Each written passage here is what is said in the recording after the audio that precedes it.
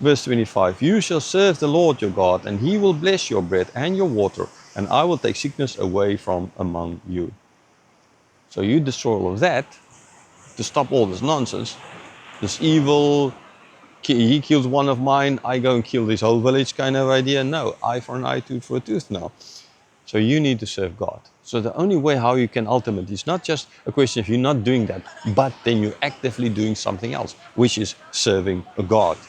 And if you do that, right, then he will bless your bread. Not Baal, God will, right? That bringing of the offerings before you have anything, just what's left from the previous year. You serve God, you bring that, and you will have a harvest this year again.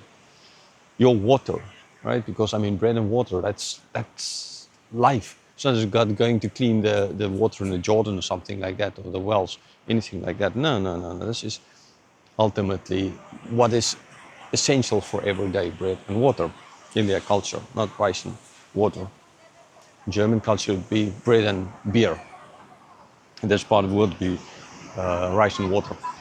And as well sickness, because not only do you need its essentials for life, and now I think the sun is out there, not only do you need essentials for life, but people get sick, and then you need to be healed. And it's not a question of that all these hospitals still at that moment. It's not just like they had a general hospital on every street corner. They had nothing like that.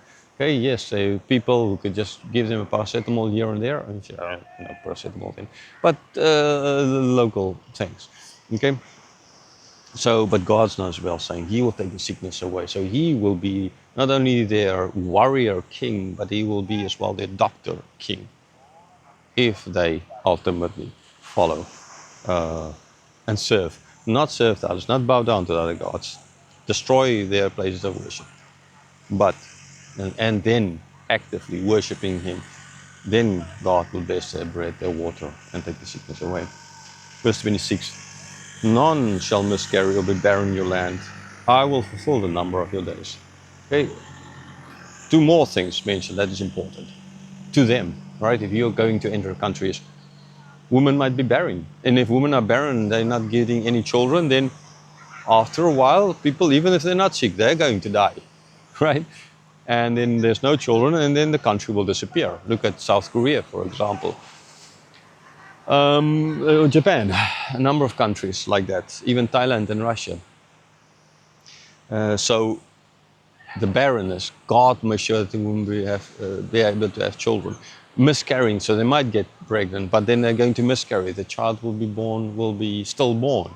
Okay, and we know lots of examples of that,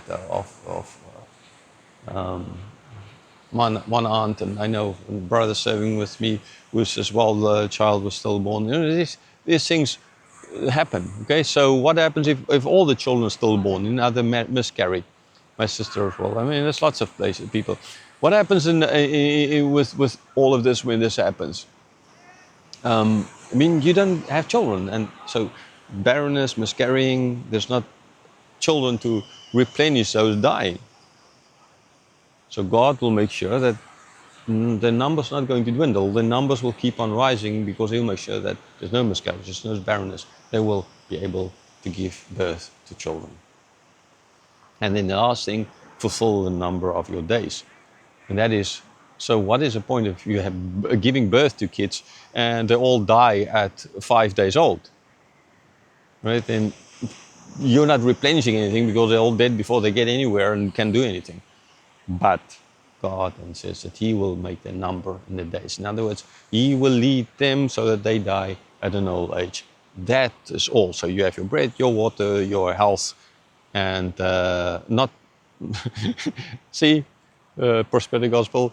The money part, the wealth part is not promised. The health is, yeah, right, but the long life and have been able to have children. Verse 27.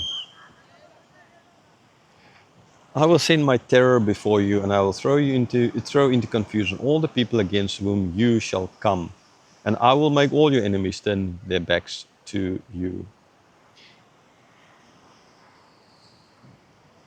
Okay, I'll just stop for now here. So yeah, I think let's just show you again around, and I'm just going to stand a little bit just turn the camera so I can see a little bit more what's on the screen.